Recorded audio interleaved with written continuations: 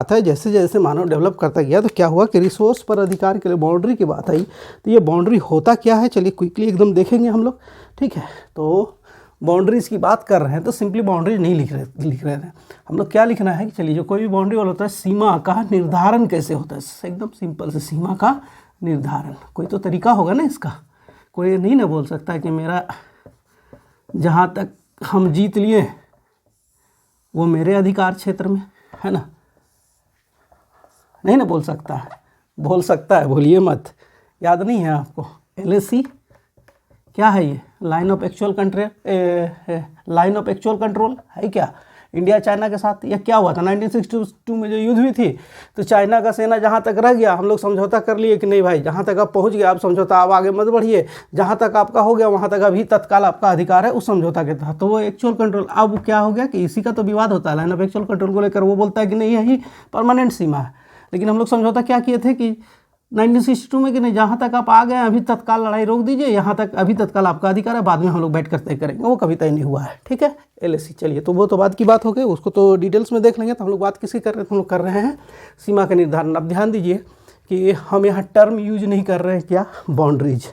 इसीलिए नहीं कर रहे हैं कि इसका कुछ क्लासिफिकेशन होता है, बहुत ही सिंपल है और इसको आसानी से समझ लीजिए।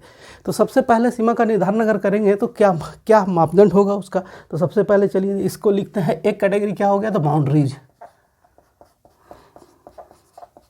ठीक है, क्या हो गया? बाउंड्रीज। फिर दूसरा क्या आया? बॉर्डर। सब सुना हुआ नाम है, मूवी बॉर्डर, वही बॉर्डर को याद रखिए। ठीक है, इसके बाद क्या होगा? तो इसके बाद होता है बैरियर। क्या? Barrier, barriers. ठीक है, और फिर इसके बाद एक हम लोग किसको देखेंगे? तो फ्रंटियर्स।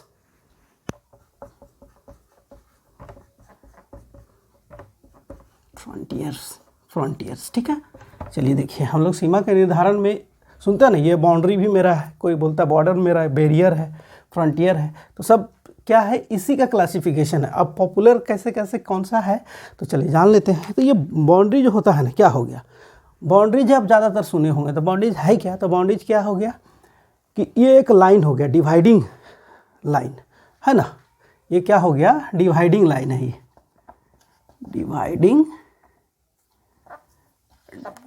Dividing line.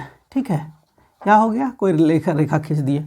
अब मान लीजिए रेखा खींच दिए। ठीक है, अब इस रेखा का नाम क्या है? तो मैकमोहन है। चलिए, मैकमोहन लाइन हो गया। ठीक है, अब ये क्या मैकमोहन लाइन किसको अलग करती है? आप जानते हैं, इंडिया को चाइना से। एक सिंपल सा एग्जांपल दे रहे हैं, ये डिवाइडिंग लाइन हो गया। क्या किसकी बात हो रही है? तो हो रही है बाउंड्रीज की बात। ठीक है, तो बाउंड्री क्या हो गया कि वो एक डिवाइडिंग लाइन हो गया। ठीक है, अब हो गया बॉर्डर। बॉर्डर क्या होता है? तो बॉर्डर हो गया, ठीक है, बॉर्डर किसी का अंतिम छोर हो गया। ठीक है ना। अब जैसे हिमालय, हम क्या बोल रहे हैं कि हिमालय का बॉर्डर, अब देखिए हिमालय है, हिमालय का एक्सटेंशन कहाँ? तो अंडमान निकोबार तक है। तो हम क्या बोलेंगे कि हिमालय का जो बॉर्डर है वो कहाँ? अंडमान निकोबार तक है। देखिए यहाँ टर्म अब समझ में आ रहा है कि बाउंड्रीज में और बॉर्डर में डिफरेंट क्या है? डिफरेंस समझ में आ रहा है? दोनों में डिफरेंस है। डिफरेंस ये है कि बॉर्डर किसी चीज़ का अंतिम छोर हो गया। ठीक है, क्या हो गया? अंतिम छोर। ठीक है, बॉर्डर लाइन, हम लोग बोलते हैं बॉर्डर लाइन क्रॉस नहीं करना है, तो अंतिम छोर है उसको क्रॉस नहीं करना है। तो ये लाइन हो गया। ठीक है, ये डिवाइडिंग लाइन हो गया और ये अंतिम छोर हो गया। ठीक है, अब बैरियर से तो बहुत अच्छी तरह परिचित होंगे। कहीं किसी भी तरह का दुर्घटना होने पर पुलिस क्या करती है? रिबन लगाती है ना। ठीक है, इसके अंदर मत आइए। तो ये बैरियर क्या हो गया? रोकने का जगह, कि इसके अंदर नहीं जाना है। वो कौन जाएगा? जिसको परमिशन है। ठीक है, तो ये क्या होगा? बैरियर का मतलब बाधा उत्पन्न किया गया कि भाई यहाँ से आगे नहीं जाना है, तो वो क्या हो गया? बैरियर हो गया। अब आपको अंतर समझ में आ रहा होगा कि बाउंड्रीज क्या होता है, बॉर्डर क्या हो रहा है, बॉर्डर किसे कहते हैं और बैरियर्स क्या है। ठीक है, चलिए, तो अब बात किसकी कर ले? तो फ्रंटियर्स की। फ्रंटियर्स का मतलब जानते हैं सीमांत। तो किसी क्षेत्र का अंत, देखिए बॉर्डर से डिफरेंट है ये। किसी क्षेत्र का अंत को हम लोग, ये फ्रंटियर्स का मतलब हिंदी में पहले लिख लीजिए सीमांत। ठीक है, तो ये क्या हो गया कि किसी क्षेत्र का अंत। ठीक है, तो बॉर्डर क्या होता है? बॉर्डर लाइन एकदम लास्ट हो गया था। और सीमांत क्या हो गया? किसी पर्टिकुलर एरिया को बोलते हैं। अब जैसे देखिए यहाँ सिंपल सा एग्जांपल लीजिए, तुरंत समझ में आ जाएगा। चलिए, इंडिया का मैप हो गया ये। ठीक है, चलिए समझना है सिर्फ।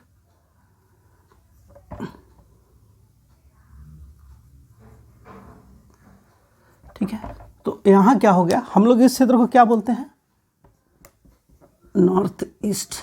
देखिए तो लग रहा है ना कि इंडिया का ईस्ट पार्ट जो है, इंडिया का देखिए कैसे हम लोग इसको कैसे निकालते हैं, देख लीजिए, ईस्ट वेस्ट नॉर्थ साउथ, और दोनों के बीच में ये हो गया नॉर्थ ईस्ट। इसका मतलब अगर इंडिया का मैप में हम लोग देखेंगे तो सेंटर से कहाँ है ये, तो यहाँ है।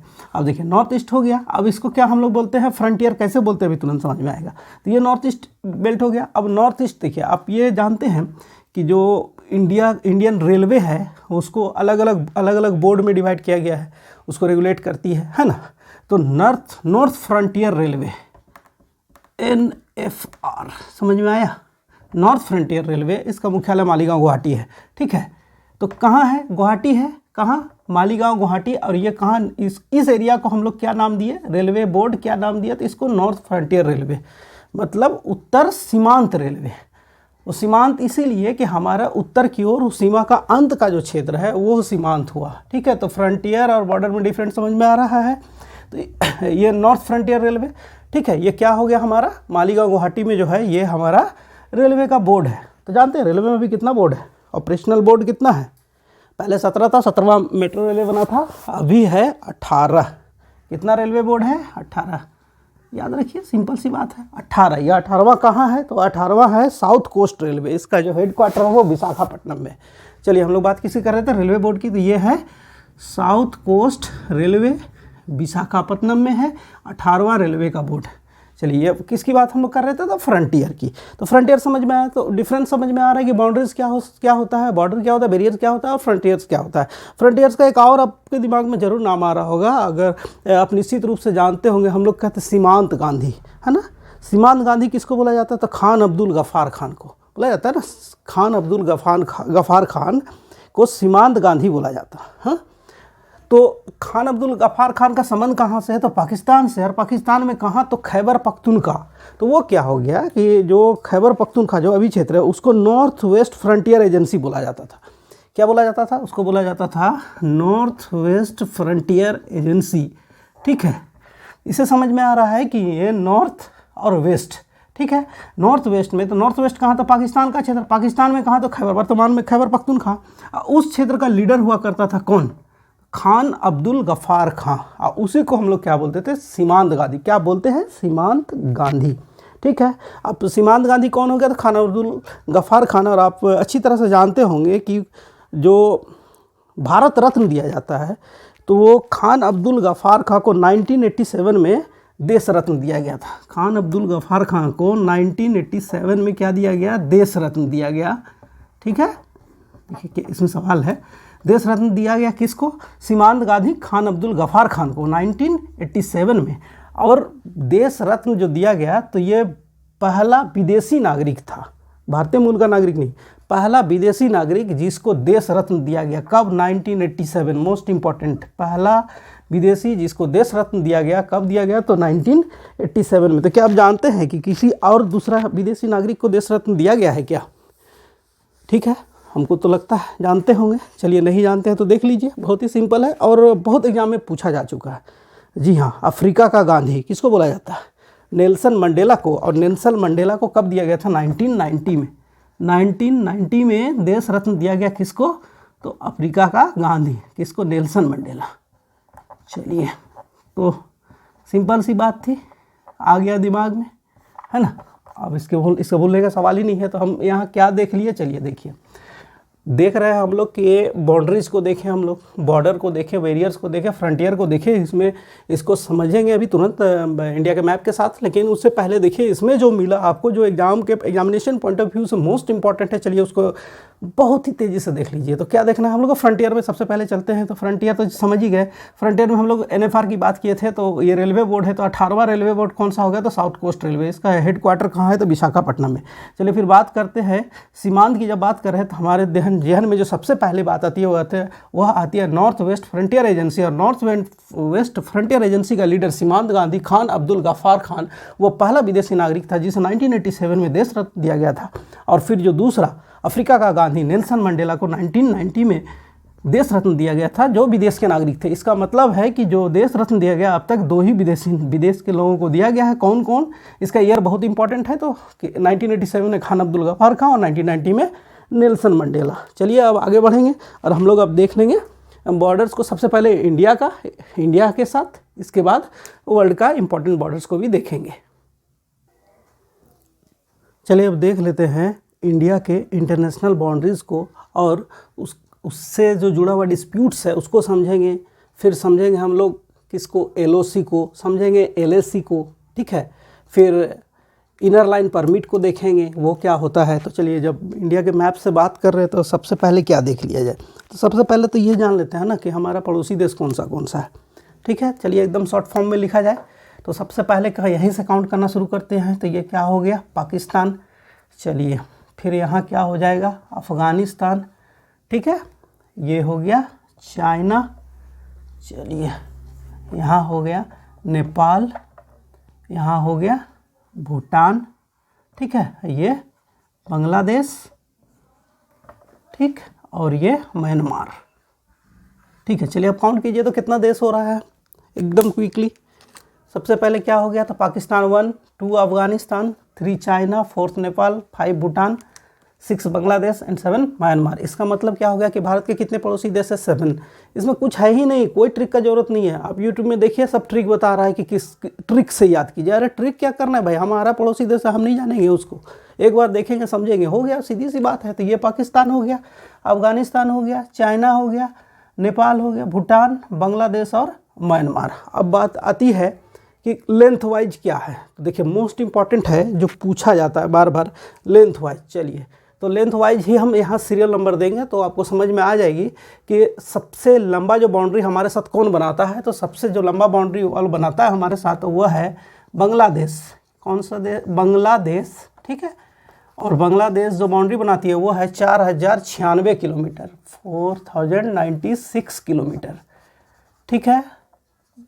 सबसे बड़ा कन्फ्यूजन यही होता है।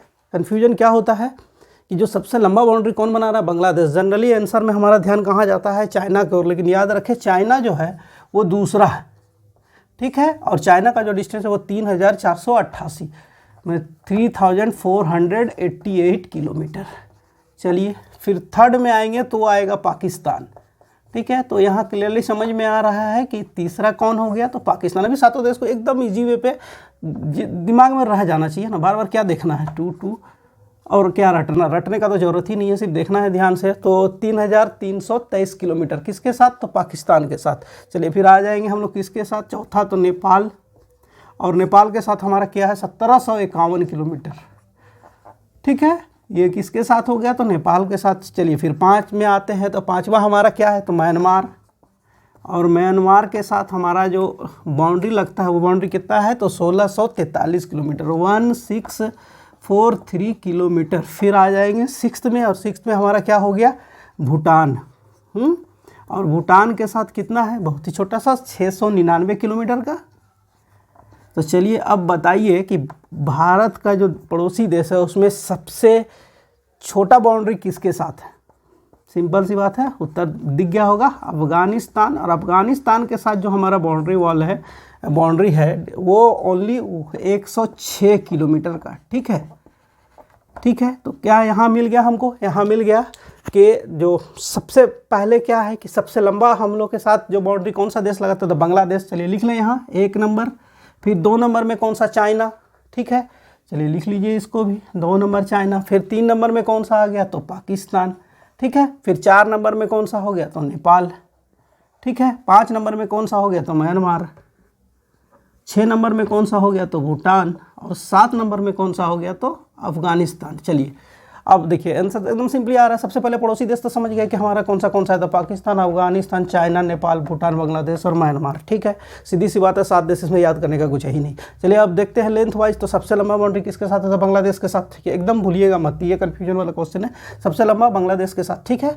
बांग्लादेश के साथ हो गया सबसे लंबा। फिर दूसरा किसके साथ हो गया? तो चाइना के साथ। तीसरा पाकिस्तान के साथ। चौथा नेपाल के साथ, और ये मिलाने के लिए भी दे सकता है, चौथा नेपाल के साथ, 5वां म्यांमार के साथ, 6ठा भूटान और 7वां अफगानिस्तान के साथ। चलिए ये तो एकदम क्लियर है, कहीं कुछ नहीं है। अब बात किसकी करें? तो चलिए थोड़ा सा, बहुत कहानी है इसमें। कहानी ये है कि जो हमारा इंटरनेशनल बाउंड्री मिल रहा है, इसमें तभी हमको पता चल गया कौन सा देश है। ठीक है, कोई कन्फ्यूजन की बात नहीं। चलिए अब इसमें क्या मिल गया, रैंक वाइज भी पता चल गया कि पहला कौन है, सबसे कम किसका, सबसे ज़्यादा किसका, ये भी पता चल गया। अब चलिए सबसे पहले बात कर लेते हैं बांग्लादेश और भारत के साथ जो सीमा का कुछ विवाद है या फिर सीमा पूछ दिया जाता है, ये कौन सा बॉर्डर कहाँ है, किसके साथ ये विवाद है, कौन सा। तो चलिए उसको सबसे पहले देख लेते हैं। तो सबसे पहले बांग्लादेश के साथ जो है ना, जानते होंगे 3 बीघा गलियारा, 3 बीघा गलियारा। सबसे पहले मोस्ट इम्पोर्टेंट इससे जुड़ा हुआ कि ये विवाद किसके साथ, तो इंडिया और बांग्लादेश।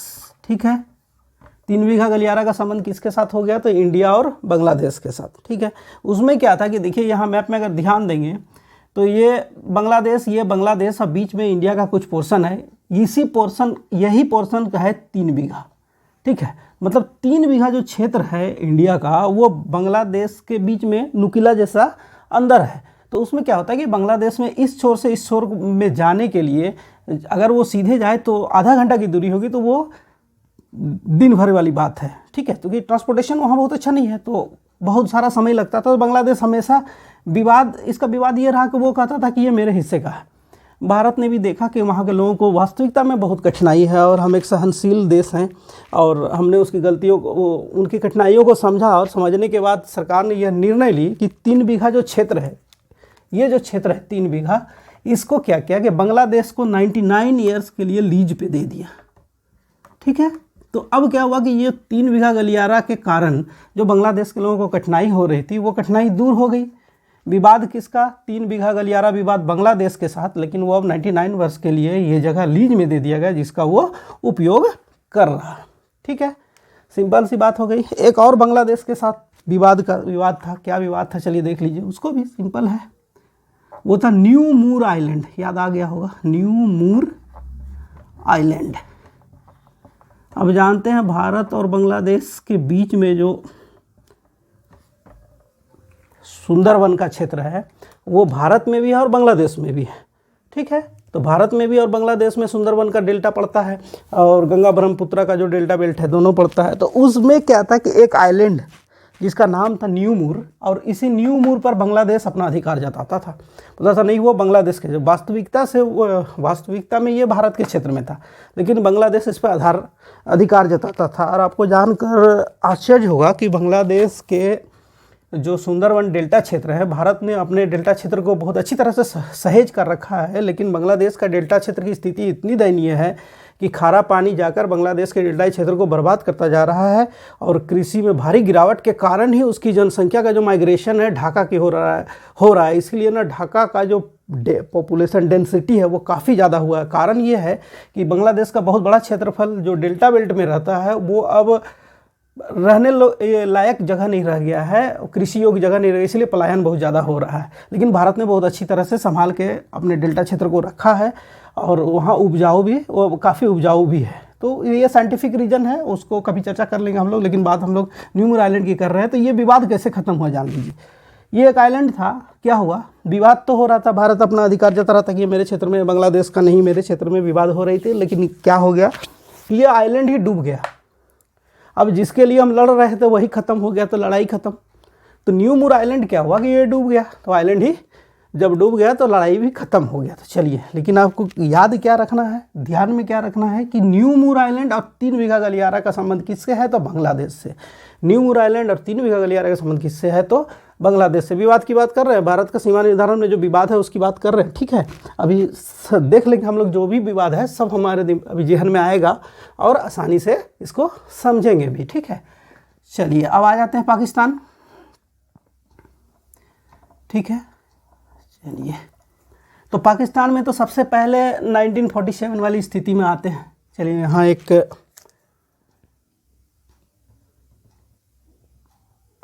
ठीक है,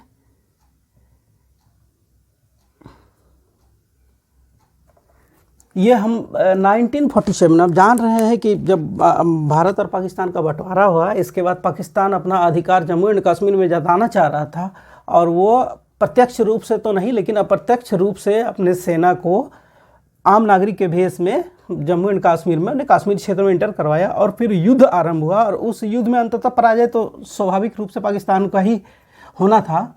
लेकिन क्या हुआ कि भारत की कुछ कूटनीतिक मजबूरी या फिर प्रथम प्रधानमंत्री की थोड़ी बहुत गलती ही मान लीजिए, तो इसके कारण क्या हुआ कि मामला चला गया कहाँ, तो यूएनओ में। और यूएनओ में जाने के बाद क्या हुआ कि जो पाकिस्तान का सेना जो हमारे कश्मीर क्षेत्र में इन कर गए थे और भारत की सेना जो उसको भगाने के लिए जिस क्षेत्र तक पहुंच चुकी थी, उसी दौरान एक समझौता हो जाता है। और समझौता भारत और पाकिस्तान के बीच किसके सहयोग से, तो यूएनओ के इंटरफेरेंस से। और इसके बाद क्या होगा कि जिस लाइन पे जिधर भारत की सेना रह गई और जहाँ तक पाकिस्तान की सेना रह गई, उसके बाद का जो क्षेत्र कश्मीर का जिस पर पाकिस्तान का अधिकार रह गया, उस समझौता के कारण उसी को हम लोग क्या बोलते हैं, पाकिस्तान ऑक्युपाइड कश्मीर। एकदम सिंपल, पाकिस्तान ऑक्युपाइड कश्मीर है क्या। तो 1947 में जो लड़ाई हुई थी, उस लड़ाई में पाकिस्तान की सेना का वर्चस्व इस क्षेत्र में रह गया और उसी को पाकिस्तान ऑक्युपाइड कश्मीर कहते हैं। ठीक है। और जो लाइन बाउंड्री उस समय माना गया कि हाँ इस बाउंड्री के इसका उल्लंघन नहीं करना है, तब तक नहीं करना है जब तक कि इस क्षेत्र में जनमत संग्रह नहीं हो जाता, यहाँ के नागरिक जो चाहेंगे वही होगा। और 1947 से लेकर आज तक 2022 तक कोई जनमत संग्रह नहीं हुआ है। ठीक है। इसीलिए क्या हुआ कि उसी जो लाइन है उसको ही अंतिम माना गया और इस लाइन को ही हम लोग क्या बोलते हैं, LOC क्या बोलते हैं, लाइन ऑफ कंट्रोल। ठीक है, लाइन ऑफ कंट्रोल, एकदम सिंपल। तो LOC कौन सा हो गया, तो LOC का 1947 में जो समझौता हुआ उसके बाद जो भारत का जो क्षेत्र रह गया था और जिस क्षेत्र पाकिस्तान की सेना का कब्जा हो गया था, उस क्षेत्र पे तो कब्जा उसका रह ही गया।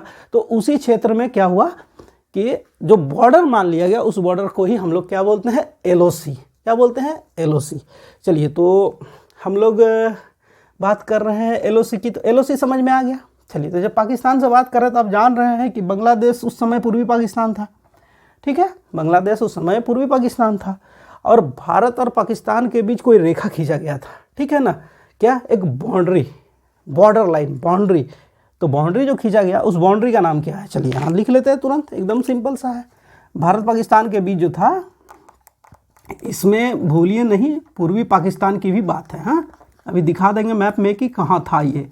तो भारत पाकिस्तान के बीच जो बाउंड्री था उसको रेड क्लिफ, बहुत बार पूछा गया, एकदम सिंपल है, एक बार मैप में देख लीजिए, कभी नहीं भूलेंगे, कोई ट्रिक का जरूरत नहीं है।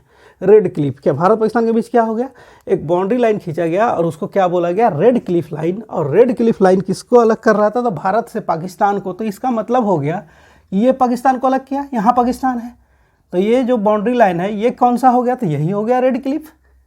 लिख लें यहाँ, चलिए रेड क्लिफ। तो रेड क्लिफ लाइन ये भी तो पाकिस्तान था, पूर्वी पाकिस्तान ये भी था। तो जो ये बाउंड्री वाल है ना, भारत बाउंड्री वाल नहीं, बाउंड्री जो पश्चिम बंगाल, असम, मेघालय और त्रिपुरा, मिजोरम के साथ, अच्छा मिजोरम भी बांग्लादेश का सीमा में होगा, ठीक है, कन्फ्यूजन नहीं होना है। चलिए अभी फिर से हम कर देंगे, मिजोरम जो है वो भी बांग्लादेश की सीमा से लगती है। चलिए, तो यहाँ क्या होगा कि ये जो है बांग्लादेश का जो ये बाउंड्री है, इस बाउंड्री को भी रेड क्लिफ ही बोला जाता है ना, रेड क्लिफ बोला जाएगा ना। तो रेड क्लिफ किसके साथ हो गया, भारत पाकिस्तान के साथ, तो समझ गए। तो भारत पाकिस्तान का जो रेड क्लिफ हुआ, इसका मतलब सिर्फ ये नहीं, इसका भी बाउंड्री है। ठीक है, तो रेड क्लिफ किसके साथ हो गया, तो अभी अगर आपको सवाल पूछ दे कि भारत और बांग्लादेश के बीच जो सीमा है, ठीक है, उसको पहले क्या कहा जाता था, तो क्या आंसर होगा, रेड क्लिफ। कन्फ्यूजन की बात ही नहीं है, रेड क्लिफ। भारत और बांग्लादेश के बीच, बांग्लादेश बनने से पहले जो सीमा थी उसको क्या बोला जाता था, रेड क्लिफ। चलिए, ये हो गया क्लियर कट बात। चलिए, तो पाकिस्तान के साथ तो जानते हैं विवाद और पाकिस्तान, विवाद पाकिस्तान और भारत, बहुत गहरा रिश्ता है। चलिए, सबसे पहले बात कर लेते हैं कि और भी तो कुछ विवाद है, सिर्फ LOC की तो बात होगी नहीं। तो चलिए बात कर लेते हैं, गुजरात में सर क्रिक, ठीक है, यहाँ है सर क्रिक। चलिए कहाँ, तो गुजरात में सर क्रिक। सर क्रिक क्या है, डेल्टा क्षेत्र है। ये सर क्रिक जो है ये सिंधु का डेल्टा क्षेत्र है और इस पर भारत और पाकिस्तान को लेकर विवाद है। ठीक है, ये डेल्टा क्षेत्र है और इस पर भारत और पाकिस्तान को लेकर विवाद है। तो चलिए, सर क्रिक विवाद किसके साथ हो गया, तो पाकिस्तान के साथ। ठीक है, ये सर क्रिक विवाद जो है, इसमें 650 वर्ग किलोमीटर जगह को लेकर विवाद चल रहा है। क्योंकि ये इतना उपजाऊ क्षेत्र है, सिंधु घाटी का, सिंधु रिवर्स का डेल्टा बेल्ट है ये, इसलिए भारत भी पीछे हटना नहीं चाहता है और ना ही पाकिस्तान पीछे हटना चाह रहा है, इसलिए ये विवाद जस की तस बनी हुई है। ये क्या है, तो 650 वर्ग किलोमीटर को लेकर विवाद है, किसमें, तो भारत पाकिस्तान। ठीक है, देखिए किस देश के साथ विवाद है, विवाद से ही सवाल पूछता है, इसलिए जानने में कोई बुराई नहीं है, दिमाग में रखना चाहिए, कभी भी पूछा जा सकता है। चलिए ये हो गया सर क्रिक। चलिए तो एक और देखिए, यहाँ भी हम डॉट डॉट किए हैं और उसको क्या बोलते हैं, हम लोग बोलते हैं 24 डिग्री समानांतर लाइन। ठीक है, इसको हम लोग क्या बोल रहे हैं, 24 डिग्री लिख देते हैं यहाँ, 24 डिग्री समानांतर रेखा। ठीक है, 24 डिग्री समानांतर रेखा, और 24 डिग्री समानांतर रेखा का संबंध भी किससे है, तो भारत और पाकिस्तान से है। किससे है, तो भारत और पाकिस्तान से। आपको नया लग रहा होगा ना, 24 डिग्री समानांतर रेखा, नहीं नया नहीं है, इसको जानना चाहिए। एक्चुअली ये हिडन इन्फॉर्मेशन है, इसको बहुत हाईलाइट नहीं किया जाता है क्योंकि भारत इस 24 डिग्री समानांतर रेखा को नहीं मानता है, इसीलिए आप जनरली इसके बारे में नहीं जानेंगे। ठीक है, तो 24 डिग्री समानांतर रेखा क्या हो गया, तो भारत और पाकिस्तान के बीच है। तो अब जैसे जानते हैं ना 38 डिग्री समानांतर उत्तर कोरिया दक्षिण कोरिया, इसके बाद 49 डिग्री समानांतर रेखा यूएसए कनाडा, तो उसी तरह 24 डिग्री समानांतर रेखा है और ये किसके, भारत और पाकिस्तान के बीच है। ठीक है, तो चलिए पाकिस्तान के साथ विवाद वाला बात सब कुछ देख लिया हम लोग। किसको देखे, तो एलओसी को देखे, 24 डिग्री समानांतर रेखा को देखे, सर क्रिक को देखे। अब बच गया कौन, उस्तादों का उस्ताद, चाइना, है ना। तो चलिए ये पहले एक लाइन, ठीक है, तो चाइना का जो अधिकार क्षेत्र में है ना, सबसे पहले उसको क्या बोलते हैं हम लोग, अक्साई चीन। ठीक है, तो अक्साई चीन क्षेत्र हो गया, ये अक्साई चीन क्षेत्र हो गया। कहा, तो चाइना का जो अधिकार हमारे इसमें लद्दाख बेल्ट में है, उस बेल्ट को अक्साई चीन बोला जाता है। अब इसके साथ कहानी क्या है, देखिए ये जो टेम्पररी बाउंड्री है ना, इसी बाउंड्री को हम लोग क्या बोलते हैं, LAC, क्या बोलते हैं, LAC, line of actual control, line of actual control, actual control, बिल्कुल दिमाग में रह जाना चाहिए, कंफ्यूजन नहीं। LAC चाइना के साथ, तो LOC पाकिस्तान के साथ। याद करने का कुछ है ही नहीं, एक बार समझना है बस, हो गया। इसमें करना क्या है, तो LAC क्या हो गया, लाइन ऑफ एक्चुअल कंट्रोल, किसके साथ है, तो चाइना के साथ। ये बात क्या हुई, तो 1962 में जो इंडिया और चाइना का जो युद्ध हुई, इंडिया चाइना का जो वार हुआ था 1962, उसी वार के बाद एक समझौता हुआ, और उस समझौता में क्या हुआ कि चूँकि चाइना से तो स्वाभाविक बात है, स्वीकार करना चाहिए कि हम पिछड़ रहे थे, तो समझौता के तहत चाइना जितना दूर तक, मतलब हमारी भूमि तक जहाँ तक पहुँच गया था, उसी को एक्सेप्ट करते हुए भारत ने सहमति दी कि अब युद्ध रोक देना चाहिए। तो जो युद्ध रुक गया, युद्ध तो वॉर रुक गई। अब क्या हुआ कि जहाँ तक चाइना पहुँच चुकी थी, ठीक है, चाइना की सेना जहाँ मौजूद थी, वहाँ तक क्या हुआ कि वहीं तक उसका बाउंड्री मान लिया गया। तो अब क्या हुआ कि आप देखेंगे लद्दाख क्षेत्र में जो विवाद भी बार बार, पेंगोंग लेक में देख रहे हैं, अभी रिसेंटली विवाद क्या है कि वो पेंगोंग लेक में पुल वगैरह बना रहा है, तो उसका अधिकार क्षेत्र में है अभी, क्योंकि हमारे साथ विवाद वाला बात है, लेकिन अब तो उसके अधिकार क्षेत्र को लगभग स्वीकार ही कर चुके हैं ना। हम तो बात ही नहीं करते हैं कि अक्साई चीन मेरा है, आप छोड़ दो, कर ही नहीं सकते।